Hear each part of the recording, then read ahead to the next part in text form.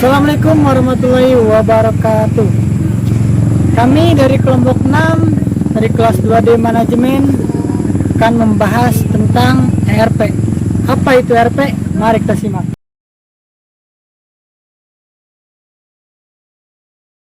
Pengertian ERP atau Enterprise Resource Planning atau dalam bahasa Indonesia perencanaan sumber daya perusahaan merupakan salah satu sistem informasi yang diperuntukkan bagi perusahaan manufaktur maupun jasa yang berperan mengintegrasikan dan mengotomatiskan proses bisnis yang berhubungan dengan aspek operasi, produksi, dan distribusi di perusahaan yang bersangkutan. ERP menstandarisasikan, menyederhanakan, dan mengintegrasikan proses bisnis seperti keuangan, sumber daya manusia, penggandaan, distribusi, dan departemen lainnya. Dalam ERP terdapat elemen, yaitu yang pertama enterprise atau perusahaan atau organisasi, yang kedua research atau sumber daya, yang ketiga itu planning atau perencanaan. Manfaat sistem ERP yang pertama, sistem ERP akan mempermudah proses pengendalian dan pemantauan proses bisnis. Selain itu, ERP akan memberikan wawasan yang luas bagi pembuat keputusan dan pembantunya dalam melakukan prediksi dan mengambil keputusan yang lebih baik. Yang kedua, fungsi otomatisasi yang dimiliki ERP akan menjamin aliran informasi bisa teratur dengan baik. Dengan begitu, maka proses bisnis bisa berjalan lebih sederhana dan responsif.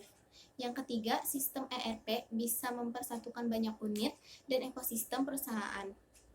Maka ekosistem perusahaan bisa terintegrasi dengan lebih baik. Yang keempat, terakhir, dengan adanya ERP, maka perusahaan yang sedang berkembang bisa beradaptasi dan lebih fleksibel dalam semua kebutuhan di masa mendatang. Di sini saya akan membahas tentang tingkatan ERP. Tingkatan ERP yaitu sistem ERP biasanya dikategorikan dalam tingkatan berdasarkan ukuran dan kompleksitas perusahaan yang dilayani. Yaitu berikut ini adalah beberapa tingkatan ERP pada umumnya. ERP tier pertama yaitu mendukung perusahaan global yang besar dan menangani semua masalah internasionalisasi, termasuk mata uang, bahasa, alfabet, kode pos, dan aturan akuntansi dan lain-lain. ERP tier kedua yaitu lebih kompleks dan lebih murah daripada tingkat pertama, dapat lebih komprehensif untuk memenuhi kebutuhan inti di seluruh bisnis, seperti keuangan, penjualan, pemasaran, SDM, dan rantai pasokan, dan operasi, atau dapat sangat ditargetkan untuk memenuhi kebutuhan spesifik seperti jenis manufaktur, distribusi, atau retail. ERP Government Tier pertama yaitu ERP tingkatan ini mendukung agensi pemerintahan besar atau sebagian besar federal, vendor, ERP yang berada di tingkatan ini mendukung akuntansi, SDM, dan pengadaan di pemerintah. ERP Government Tier kedua yaitu ERP yang berada pada tingkatan ini kebanyakan berfokus pada pemerintahan negara, bagian, dan lokal dengan beberapa instalasi federal.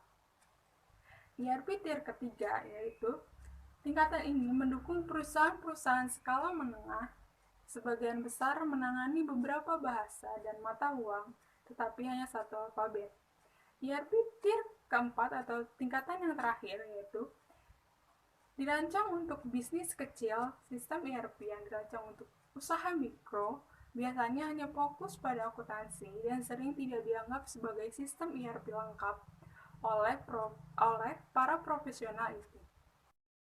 Oke, di sini ERP banyak dipergunakan oleh perusahaan-perusahaan besar maupun perusahaan-perusahaan kecil. Mengapa? Mengapa banyak perusahaan memilih ERP? Yaitu yang pertama, untuk mengintegrasikan informasi keuangan, yang kedua untuk mengelola pesanan dan persediaan, yang ketiga untuk mengelola dan menganalisis pelanggan, yang keempat untuk menstandarisasi dan mempercepat produksi, yang kelima untuk mengelola HR, yang keenam untuk menangani pengadaan, yang ketujuh untuk membuat berbagai laporan. Di sini kita akan membahas tentang implementasi ERP. Implementasi ERP saat ini Ada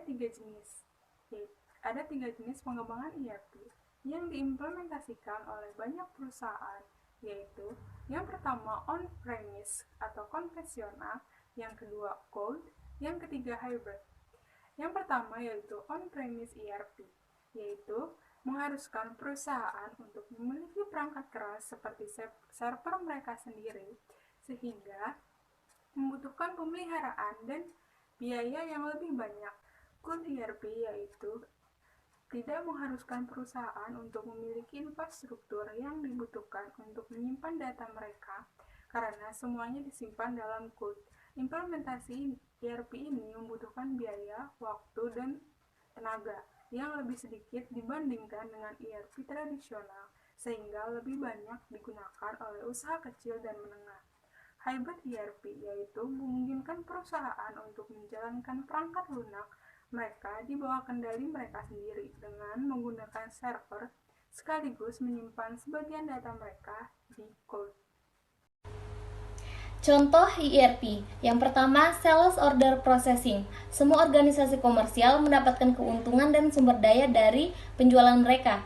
Sistem ERP memiliki modul penjualan yang dapat mengimplementasikan fungsi penempatan pesanan, penjadwalan pesanan, pengiriman, dan faktur. Yang kedua, Processing. Sistem ERP memiliki modul pembelian yang dapat mempercepat proses pembelian bahan baku dan peralatan lain yang dibutuhkan. Sistem ini mengotomatiskan proses identifikasi calon pemasok, negosiasi harga, pembelian, dan proses penagihan. Yang ketiga, Production Planning. Modul produksi yang berguna untuk membantu merencanakan dan mengoptimalkan kapasitas produksi, suku cadang, komponen, dan sumber daya material. Ini dapat dilakukan karena dalam modul terdapat data produksi historis dan perkiraan penjualan. Yang keempat, Financial Accounting. Modul akuntansi keuangan pada sistem ERP adalah inti dari semua sistem yang terkandung dalam perangkat lunak ERP. Dalam modul ini, semua data keuangan dikumpulkan dari berbagai departemen fungsional, maka itu akan menghasilkan laporan keuangan. Yang kelima yaitu Human Resources, yaitu modul sumber daya manusia dalam sistem ERP yang dapat membantu mengelola sumber daya manusia dan modal manusia. Modul SDM ini secara berkala memeriksa database karyawan yang lengkap, termasuk informasi kontak, detail gaji, kehadiran, evaluasi kinerja, dan promosi. Kelebihan ERP. Yang pertama, melakukan perancangan perekayasaan. Yang kedua, melakukan pelacakan pemesanan dari penerimaan sampai fulfillment. Yang ketiga, mengatur saling bergantung dari proses penagihan material yang kompleks. Yang keempat, melacak 3 cara yang sesuai antara pemesanan pembelian, penerimaan inventory, dan pembiayaan. Yang kelima, akuntansi untuk semua tugas, melacak pemasukan, biaya, dan laba di level ini. Yang keenam, integrasi data area fungsional yang berbeda untuk meyakinkan komunikasi produktivitas dan efisiensi yang tepat. Di sini saya akan menjelaskan cara kerja ERP dan kekurangan ERP. Cara kerja ERP merupakan bagian dari infrastruktur perusahaan dan sangat penting untuk kelangsungan hidup perusahaan.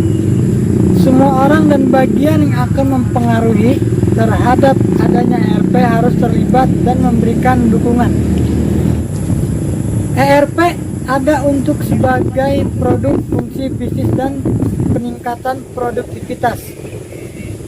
Bukan sebaliknya, tujuan implementasi ERP yaitu untuk meningkatkan daya saing perusahaan. Dan di sini ada kekurangan ERP.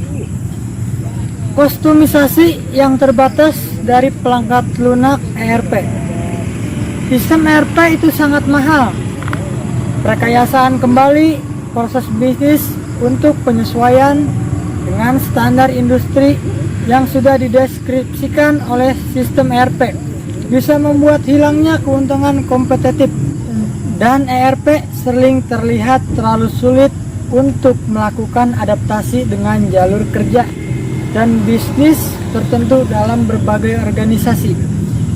Sistem bisa terlalu kompleks apabila dibandingkan dengan keperluan dari pelanggan. Misalnya, pelanggan data keuangan, hal ini bisa mempengaruhi resiko kehilangan informasi sensitif apabila ada pembobolan sistem keamanan. Cukup sekian pembahasan RP dari kami. Semoga dapat dimengerti dan dipahami oleh kalian. Terima kasih. Wassalamualaikum warahmatullahi wabarakatuh.